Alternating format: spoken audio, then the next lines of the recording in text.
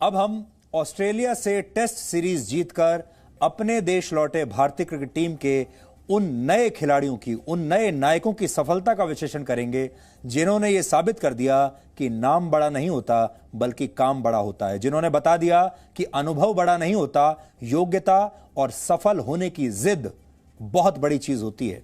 हम अपने विश्लेषण को आगे बढ़ाएं उससे पहले आपको आज ये जरूर देखना चाहिए कि कोरोना वायरस की निराशा को तोड़कर देश के लोगों ने अपने असली नायकों का आज कैसे सड़कों पर उतरकर जबरदस्त स्वागत किया।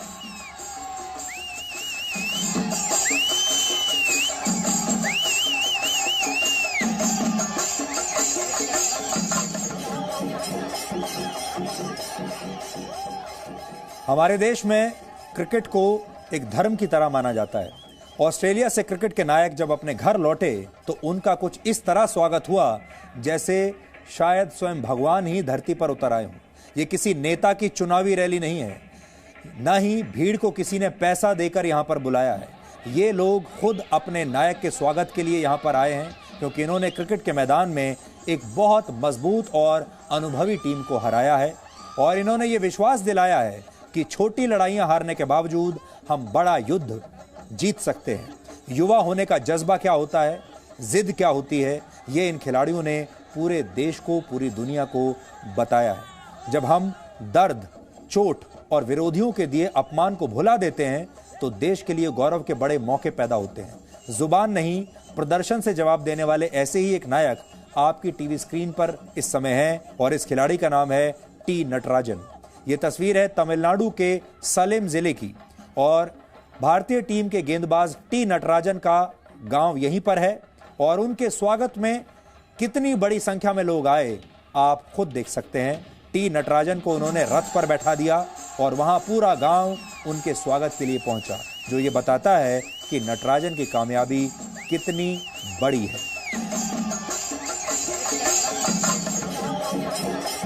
अब आपको ऑस्ट्रेलिया में ऐतिहासिक जीत हासिल करने वाली टीम के कप्तान अजिंक्य रहाणे का स्वागत दिखाते हैं। उनके घर के बाहर एक बोर्ड लगाया गया था जिस पर लिखा हुआ था W5432110। यहां पर W का मतलब है रहाणे वर्ल्ड क्लास कप्तान है, 5 का मतलब है रहाणे, 5 का मतलब है रहाणे ने 5 टेस्ट में कप्तानी की, 4 का मतलब है उनकी कप्तानी में भारत ने 4 टेस्ट जीते, 3 का मतलब है रहाणे ने ऑस्ट्रेलिया के खिलाफ 3 टेस्ट मैच जीते, 2 का मतलब उन्होंने अपनी कप्तानी में 2 सीरीज जीती और 1 का मतलब उन्होंने अपनी कप्तानी में सिर्फ 1 टेस्ट ड्रॉ खेला है और 0 का मतलब उनकी कप्तानी में कोई भी टेस्ट भारत आज तक हारा नहीं है।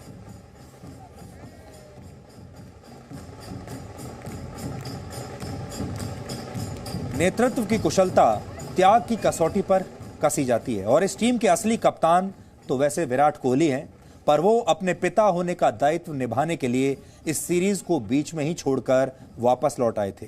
उनके घर में भी आज खुशियां हैं और हम उनकी खुशियों पर बहुत प्रसन्न हैं, उन्हें बहुत शुभकामनाएं देते हैं क्योंकि वो पिता बने हैं। पर जब वो खुशी की इन तस्वीरों को देख रहे होंगे तो वो अपने घर में बैठे हुए कैसा महसूस कर रहे होंगे? क्या उन्हें एक बार के लिए भी ये नहीं लगा होगा कि उन्होंने देश को खुशी देने का एक बहुत बड़ा मौका गंवा दिया?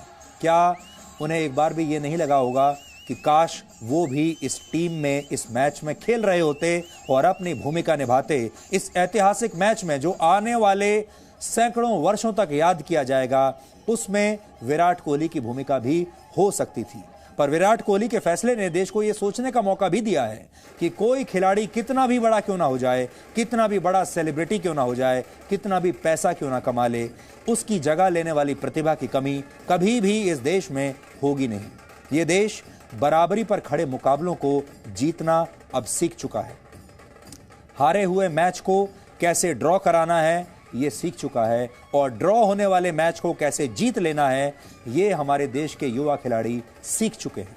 सीमा को तोड़कर उड़ना हमारा देश सीख चुका है और जो लोग हमें कम करके आंकते हैं उन्हें गलत साबित करना भी हम जानते हैं। यही नया भारत है जो जीतना सीख चुका है और ये बात हम सिर्फ क्रिकेट के खिलाड़ियों के लिए नहीं कह रहे हैं, ये बात हम नए भारत के हर युवा के लिए कह रहे हैं। आपने विराट कोहली के पिता बनने के बाद कई तस्वीरें देखी होंगी, पर अब हम आपको जो तस्वीर दिखाना चाहते हैं वो भी एक पिता से जुड़ी हुई है, जिन्हें उनका बेटा आखिरी वक्त में आखिरी बार देख नहीं सका। यह है टीम इंडिया के तेज गेंदबाज मोहम्मद सिराज। ऑस्ट्रेलिया से भारत लौटने के बाद मोहम्मद सिराज सबसे पहले सीधे अपने पिता की कब्र पर गए। इस तस्वीर में जो दर्द छिपा हुआ है वो आज आप सबको समझना चाहिए, महसूस करना चाहिए। सिराज जब ऑस्ट्रेलिया में थे तब उनके पिता की यहां मौत हो गई थी, लेकिन सिराज उस वक्त अपने देश वापस नहीं लौटे, क्योंकि लंबी तपस्या के बाद अपने देश के लिए खेलने का मौका मिला था। दृढ़ निश्चय के साथ उन्होंने टेस्ट सीरीज में अपना डेब्यू किया और भारत की ओर से सबसे ज्यादा विकेट लेने वाले बॉलर बन गए। सिराज ने अपने पिता का सपना तो पूरा कर दिया, लेकिन उनके पिता यह देखने के लिए इस दुनिया में जिंदा नहीं बचे। आपको याद होगा जब राष्ट्रगान बज रहा था मैच से पहले, तो सिराज उस समय भावुक हो गए थे। यह वही मैच है, सिराज अपना पहला मैच खेल रहे हैं, राष्ट्रगान बज रहा है और सिराज की आंखों से आंसू बह रहे थे, क्योंकि वो उस समय अपने पिता को याद कर रहे थे जो उस दुनिया में तब तक नहीं थे। और पिता की सबसे बड़ी इच्छा, शायद आखिरी इच्छा भी यही थी कि उनका बेटा एक दिन भारतीय टीम में खेले। इसलिए सिराज जैसे खिलाड़ी ये जानते हैं कि इस देश का प्रतिनिधित्व करना कितनी बड़ी बात है, इस देश की टीम में खेलना कितनी बड़ी बात है, और लाखों करोड़ों में किसी एक युवा का यह सपना पूरा होता है। और जब यह सपना पूरा हो रहा होता है तब वो युवा और किसी चीज के बारे में नहीं सोचता, अपने पिता की मौत के दर्द के बारे में भी सोचता नहीं। यह कितनी बड़ी कुर्बानी है देश के लिए। सिराज की मां ने जब उन्हें उनके पिता के देहांत की बात बताई तो साथ में यह भी कहा कि तुम देश के लिए खेलो, अपने दुख से आगे देश के गर्व को रखो, वापस आने की जरूरत नहीं है। पिता के दायित्व और मातृभूमि के प्रति कर्तव्य के बीच इस नए खिलाड़ी मोहम्मद सिराज ने कैसे अपना संतुलन बनाकर रखा और कैसे देश को, आप सबको गौरव का यह मौका दिया, यह समझने के लिए आज हमने उनसे खास बातचीत की है, जो आज इस देश के हर युवा को तो सुननी ही चाहिए, हर युवा के माँ बाप को भी जरूर सुननी चाहिए। सिराज, एक तरफ खुशी का माहौल है और एक तरफ जाहिर सी बात है गम का माहौल है। आप आ भी नहीं सके, आपके अब्बा जब गुजर गए, तो ये दोनों चीजों को आप कैसा देखते? खुशी भी है और गम भी है। तो जैसा अभी मेरा परफॉर्मेंस दिया हुआ और गम भी है, तो जैसे डैड रहते थे वो बहुत ही प्राउड फील करते थे, बट वो अभी भी वो मेरे साथ है कहीं ना कहीं। बस उनकी दुआ थी जो मुझे आज ये सिचुएशन पे लेके आके ठहरा। तो सैक्रिफाइसेस आपकी फैमिली ने बहुत किए, आपके माता पिता हो या भाई हो, तो सैक्रिफाइसेस कितने आपको काम आए? क्योंकि बहुत सफर मुश्किल था आपके लिए। जैसे हमारे मॉम डैड ने जितना हार्ड वर्क किया, जो हम लोग की सोचते थे कि मेरा बेटा पढ़ लिख के अच्छा काम कर, क्योंकि बड़ा भाई मेरा इंजीनियर है, तो हमेशा मॉम बोलते थे कि देख बड़ा भाई इंजीनियर है, तो फिर बाद में ये नहीं बोलना कि तू कुछ नहीं करे मेरे लिए। मैं यही बोलता था ऐसा कुछ नहीं है मॉम, मैं एक दिन अच्छा प्लेयर बनूंगा, ये वो बोलता था मॉम को। अभी तो आपके लिए रोल मॉडल्स बहुत है सिराज, लेकिन एक ऐसा भी वक्त था जब आपको कोई नहीं जानता था, तो तब कौन ऐसे लोग हैं, आपके दोस्त हैं या फिर कौन ऐसे लोग हैं जिनको आज आप याद करना चाहेंगे जो लाइमलाइट में अभी तक नहीं आए हैं? नहीं, हमेशा तो मैं याद करता हूँ, जैसे शाहरुख है मेरा, हमेशा वो मुझे सपोर्ट करता था, हमेशा वो बैक करता था। मतलब मैं लेट भी सोता तो हमेशा वो बोलता था कि नहीं जल्दी सो रात को। वो हमेशा मतलब सपोर्टिव ही रहा मेरा। तो आखिरी सवाल कि आगे आने वाले दिनों में कितना चैलेंजिंग है, क्योंकि यहाँ तक आना एक बात है और इस मुकाम को कायम रखना आपके लिए कितना चैलेंजिंग रहेगा? मेरे लिए तो चैलेंजिंग है, क्यों बोले तो अब ये जैसा मुझे परफॉर्मेंस मिला, मैं कोई लोग रहते हैं परफॉर्मेंस के बाद रिलैक्स होते हैं, बट मैं ये सोचता हूँ कि ये कॉन्फिडेंट को मैं ये आगे लेके जाऊँ और मैं गेम पे और फोकस करूँ और हार्ड वर्क करूँ। तो सिराज इस भारत के नए हीरो हैं, नए नायक हैं। अब हम आपको उन खिलाड़ियों के घर भी लेकर चलेंगे जिन्होंने अपनी जिंदगी से ज्यादा, अपनी निजी जिंदगी से ज्यादा देश के प्रति कर्तव्य को महत्व दिया, और इनकी कहानियां आपको मुश्किलों से लड़ना सिखाएंगी, कमियों को हराकर जीतना सिखाएंगी। जिंदगी को प्रेरणा देने वाली ये ग्राउंड रिपोर्ट आप सब देखिए और इसे बाकी के लोगों के साथ, अपने दोस्तों के साथ, परिवार के साथ भी शेयर कीजिए, क्योंकि आशा बांटने से ही बढ़ती है। इतिहास बनाने के बावजूद अपने को खोने का गम क्या होता है, वो आप इस तस्वीर को देखकर समझ सकते हैं। ये तस्वीर है भारतीय टीम के तेज गेंदबाज मोहम्मद सिराज की। ऑस्ट्रेलिया से टेस्ट सीरीज जीतने के बाद देश लौटे सिराज हैदराबाद एयरपोर्ट से सीधा अपने पिता की कब्र पर गए, फूल चढ़ाए और नम आंखों से उन्हें याद किया। अभी भी वो मेरे साथ है कहीं ना कहीं, बस उनकी दुआ थी जो मुझे आज ये सिचुएशन पे लेके आके थे। एक साधारण से परिवार से आने वाले मोहम्मद सिराज के संघर्ष की कहानी भी आज आपको जरूर जाननी चाहिए। सिराज के पिता Mohammed Ghaus auto rickshaw driver थे। जब तक सिराज को फर्स्ट क्लास क्रिकेट खेलने का मौका नहीं मिला था, तब तक उनके परिवार की आर्थिक स्थिति अच्छी नहीं थी।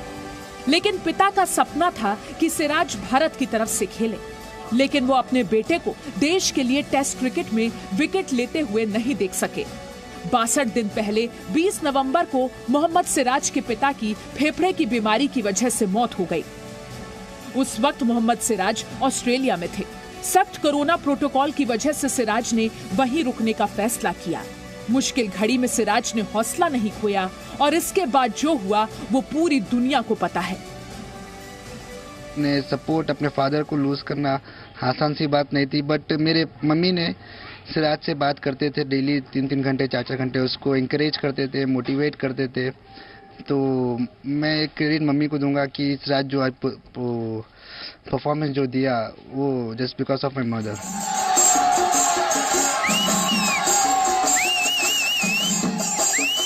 ये तस्वीरें बताने के लिए काफी हैं कि टीम इंडिया की ऑस्ट्रेलिया में मिली जीत कितनी बड़ी है। टेस्ट सीरीज जीतकर अपने घर लौटे टी नटराजन के स्वागत में पूरा गांव खड़ा था। टी नटराजन तमिलनाडु के सेलम जिले के रहने वाले हैं। इनकी मां परिवार चलाने के लिए चाय की दुकान पर बैठती है, पिता मजदूरी करते हैं। कुछ साल पहले इनके पास प्रैक्टिस करने के लिए लेदर बॉल तक नहीं थी और उन्होंने टेनिस बॉल से क्रिकेट खेलना शुरू किया। ऑस्ट्रेलिया दौरे पर टी नटराजन ने सिर्फ एक टेस्ट मैच खेला, लेकिन 3 विकेट लेकर उन्होंने दिखा दिया कि भले ही उन्हें साथी खिलाड़ियों की चोट की वजह से टीम में एंट्री मिली है, लेकिन संघर्ष के बाद मिली सफलता अनमोल होती है।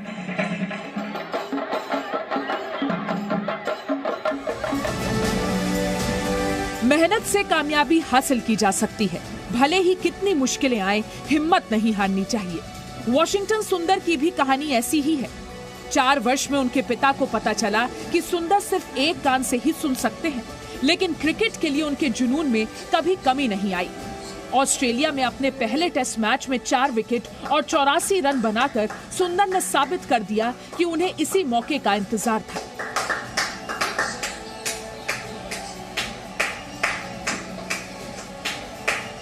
As a youngster, to make a debut at such a big stage itself is a very big challenge, but I think he held it really well, and as a debutant he was able to go out and perform so beautifully. I think the amount of hard work that is put in over the years has really paid off for him. Team India के allrounder Shardul Thakur की कहानी भी उन लोगों के लिए प्रेरणा है जिनका सपना भारत की तरफ से क्रिकेट खेलना है। शार्दुल ठाकुर पूरी टेस्ट सीरीज में सिर्फ एक मैच ही खेले, लेकिन उन्होंने बैट और बॉल दोनों से ऐसी बेहतरीन परफॉर्मेंस दी जो ऑस्ट्रेलिया को ब्रिस्बेन टेस्ट में हराने के लिए काफी थी। शार्दुल ठाकुर का परिवार मुंबई से 87 किलोमीटर दूर पालघर के गांव में वर्षों से रह रहा है। क्रिकेट के लिए शार्दुल का जुनून ऐसा था कि वो सुबह 4 बजे उठकर 5 बजे की ट्रेन पकड़कर बोरीवली जाते थे ताकि अपने स्कूल के लिए क्रिकेट खेल सके। इसलिए उनका नाम पालघर एक्सप्रेस भी पड़ा। हर दिन 3 घंटे ट्रेन में सफर करने की वजह से वो बचपन से ही मानसिक रूप से मजबूत हो गए। मैं खुद उसके चाचा दोनों 30-30, 32-32 साल हम लोकल टूर्नामेंट में खेलते रहे सीजन बॉल पे, तो हम लोग को थोड़ा बहुत तो समझता था। मैं समझा इसमें टैलेंट है ना, हम लोग उसको पुश किया, जाओ खेलो। भारत के तेज गेंदबाज नवदीप सैनी का देश के लिए टेस्ट खेलना सपने के पूरे होने जैसा है।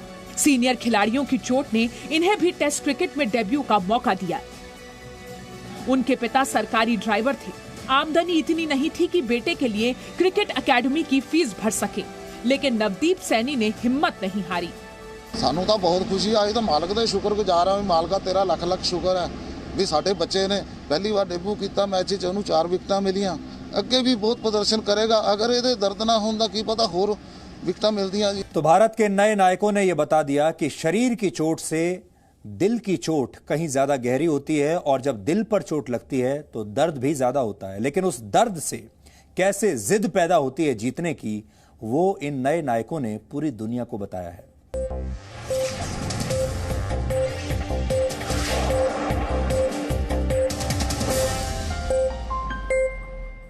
Presenting B News app, available on Google Play and App Store. Download it now.